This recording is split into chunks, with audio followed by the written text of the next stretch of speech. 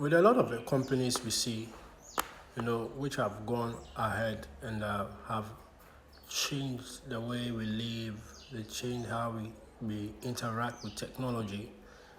If you go deep down to the core, and into the life of the founders of that company, you realize that at some point in time, they decided to turn left, when everybody was going right. A typical example, I can use a lot of examples. A typical example can be that of Jeff Bezos. Jeff Bezos was working in corporate America. He had a well-paying job. But one day he got up and he realized the internet was taking off, and then he wanted to sell books on the internet. He has never seen it before. He's never seen anybody do it before. And he says, great, I'm going to sell books on the internet. In a time where payment systems were not there. There was nothing like PayPal or Visa or anything like that. You want to sell books on the internet, there's no way to pay for them. He says, I'm going to sell books on the internet. You see, left a well-paying job and embarked on what people would call a crazy idea. Wasn't comfortable. It wasn't certain it was going to work or was not going to work. Was it going to be successful? Is it going to fail? Is it going to go bankrupt? He didn't know, but the only thing he wanted to do was follow that thing, that push inside of him. And today, Amazon is selling a lot of things online. How many people are being paid? How many people are being paid? How many people have a roof over their head? How many people are able to provide 3 square meals a day because somebody decided to follow and chase something? Everybody thought it was a crazy idea.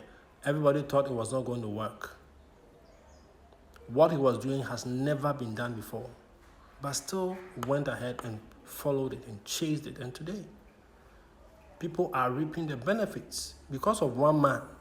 Because one man decided to have the boldness, the courage to follow, to chase that idea, that crazy idea. And it's the same.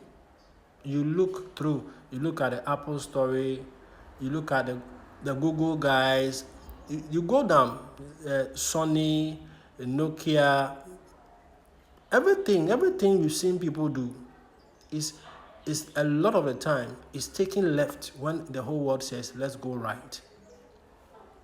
And because you decided to take left, you are noted for that particular thing.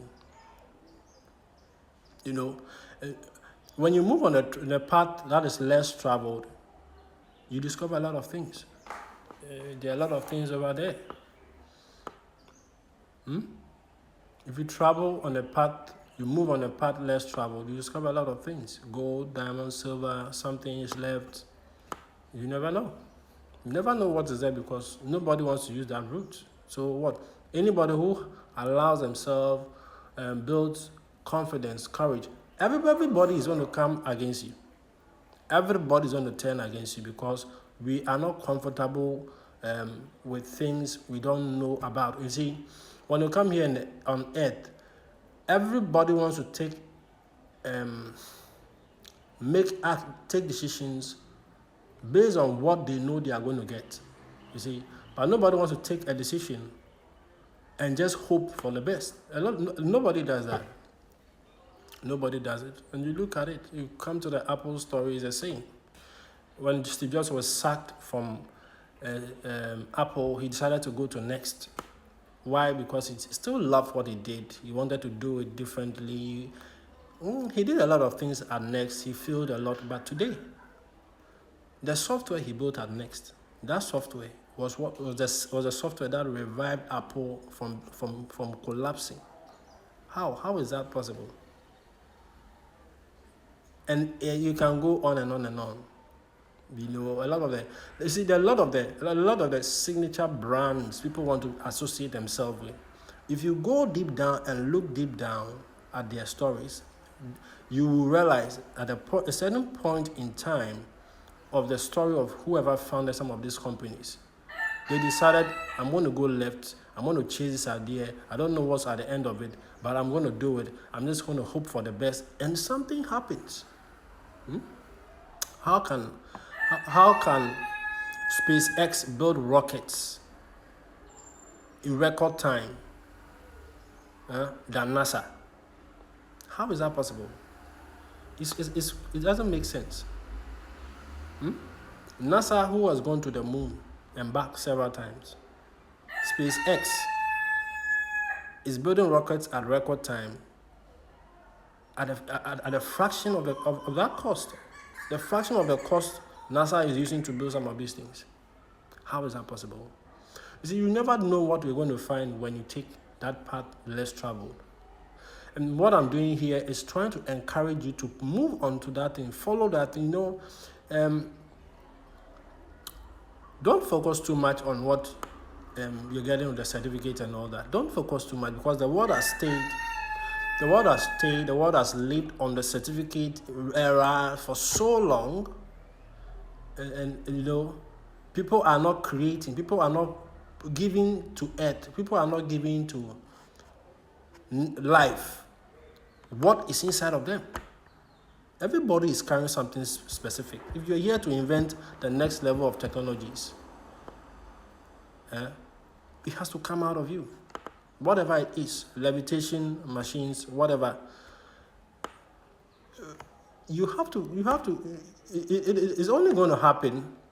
It's only going to happen when you focus, when you tune your mind, when you understand, you understand that what you're really supposed to do here, that unique thing that your name will be assigned to, that unique signature about your name, is only going to come from that gift, talents, God-given abilities that is sitting inside of you, untapped. You have to find a way to activate, bring them out. Very important. You see, every human being you see here on earth, like your childhood, you see, when we were kids, a lot of things we saw a lot of things that were speaking to us. You look at some of the superhero movies, like Captain Planet. What is that? You realize in Captain Planet, each and every one of them has a specific ability. When they all come together for the good of the mankind, not against mankind, something beautiful happens. The God-given ability put inside of you is supposed to be used to help mankind, not against mankind. You can look at a lot of the cartoons and the things you watch. I can take the Powerpuff Girls. Powerpuff Girls, there are a lot of different ones. And each and every one of them had a different thing, had a different skill, had a different ability. Those cartoons they are showing you is telling you to what? Use the gift inside of you. There's something inside of you that is unique to only you. Use it for the good of mankind. Don't use it against mankind. If you use it against mankind, you're going to be in big trouble. When you use it for the good of mankind, you are rewarded. I'm telling you. So you find a lot of people who want to be millionaires, want to be billionaires, want to live in a certain want to live at a level of wealth and something, and want to be famous. Use the gift sitting inside of you that you have not activated. God put it in you for a reason. And when you pass on, when you live here and you go to the throne room of God on a judgment day, he's going to require an account from you what you use the gift he has put inside of you for. You read the Bible and it tells you that a king gave things to people. He gave somebody 1, he gave somebody 5, he gave somebody 10. And they are going to give an account of the talents. The Bible tells you. You are going to give an account of the talent, gift, God-given abilities sitting inside of you. And woe betide you if you used it against humanity. Woe betide you. This is part 2. Watch for part 3. I'm just bringing your mind up to something we are not looking up to, and it's causing a lot of problems. There are people who are not supposed to be poor. There are people who are not supposed to struggle, because he has already given you what you need.